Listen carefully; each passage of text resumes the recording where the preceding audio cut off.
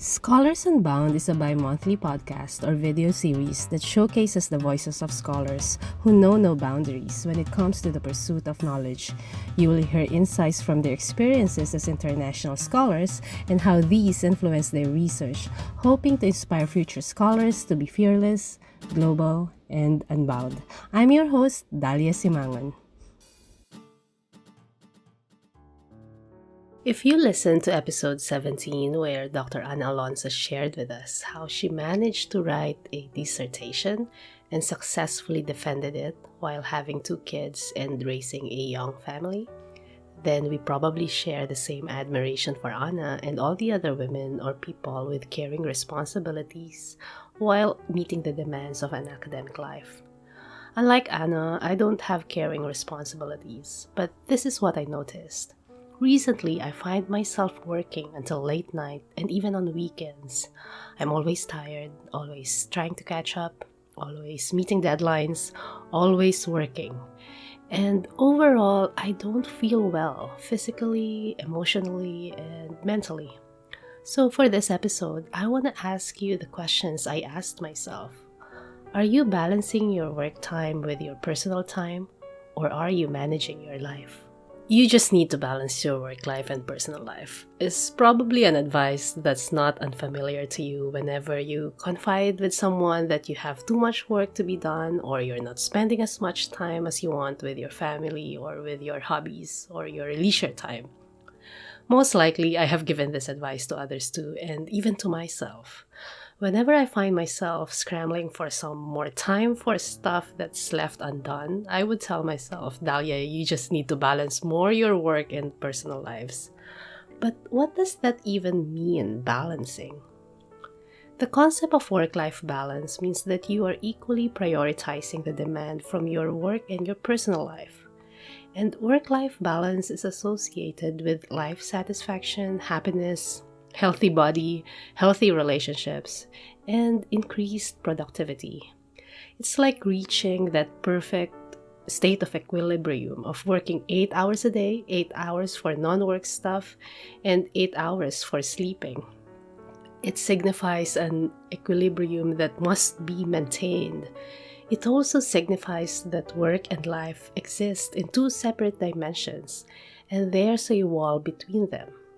Maintaining that wall is balancing these dimensions, work and life. Otherwise, you're gonna see yourself out of balance. And that means sacrificing your health and personal relationships. Because balance is like a zero-sum game. You take hours from your personal life when you work longer hours, and vice versa. And these sacrifices could lead to burnout or that feeling of overwhelmed, of being stressed, having too much work on your plate, physically tired, emotionally drained, mentally unfocused, restless, irritable, you know what I mean. According to Beate Bullman, author of the book Become the CEO of Your Own Life, this idea of a work-life balance is not a realistic representation of our life. We don't have 2 lives, we only have one. And work and personal stuff are all part of this life. There are really no fixed walls or balancing scales. Because if there are, then there won't be a place for our dreams. There are only controls or gears that we need to recalibrate once in a while to maintain that so-called balance. But if we want to achieve our dreams, we need to break these walls, tip off the scales, do away with controls, and lead the life that we want to. And here's where an alternative approach promoted by UC Berkeley's Haas School of Business makes more sense. Instead of work-life balance, work-life integration is more realistic and representative of what really happens in our lives on a daily basis. I will link the article in the show notes if you want to learn more about work-life integration. And contrary to a binary opposition that work-life balance signifies, work-life integration promotes synergies between all aspects of our lives. So instead of differentiating work time and personal time, integrating both means you do the right things at the right time.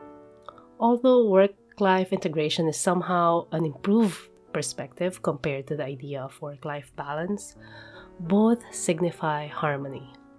But things that happen in our lives are not always harmonious with each other. This pandemic has caused chaos in the lives of many of us in different ways, different degrees. So, what happens when change happens in our lives? What happens if our work and personal conditions change? How can we integrate that change in our work into our personal lives and vice versa? Should we even integrate them to begin with? That's why I prefer the word manage. I learned this from Kathy Mazak in one of the episodes of her podcast, Academic Women Amplified. On episode 17, she talked about 5 words she avoids when talking about writing, and one of them is balance. And she said manage is a more empowering word. I will also link that in the show notes. And balance is not the best metaphor because balance, as I said earlier, signals separation. But as Kathy said, we are whole beings. I also prefer the word manage because when change happens, we don't get off balance like the concept of work-life balance suggests, or we don't disintegrate like the work-life integration suggests. When change happens, we are not just passive recipients of change, that we need to maintain this balance despite all the chaos that's happening around us. That's almost impossible.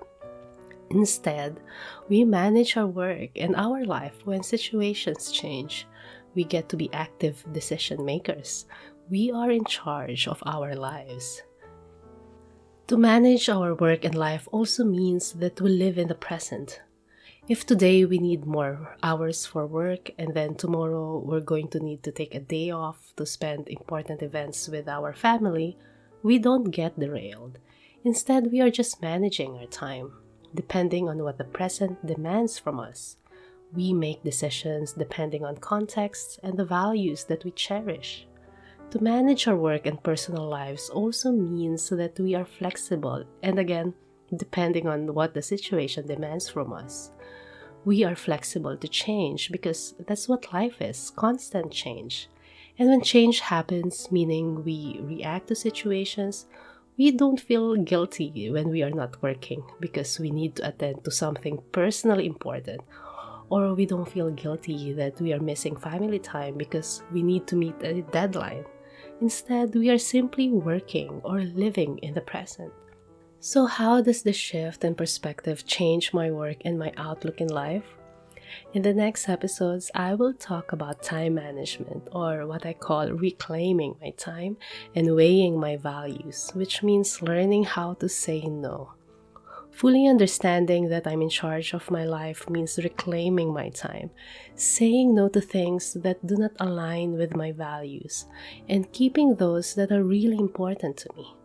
In this pandemic, what I realize is that family and relationships are important to me because I care for them. I cherish them. Also, I know they will be there, whether or not I have work or whether or not I excel in my work. My work, or more specifically my institution, may give support when chaos happens in my life, or maybe not. I am expendable to my institution, but never to my family. I can miss or even move a deadline, but I can never miss a once in a lifetime. So yes, I don't balance my work and personal lives anymore. I am living one life that includes everything I do. That's my life. It can be calm at times, it can be chaotic at other times, sad, happy, everything in between. It's constantly changing. And I don't have to integrate into my life or into my work the changes that I don't value. Instead, I manage things as they come, within my capacity, without guilt, and always for what or who is important to me. Thank you for listening to this episode.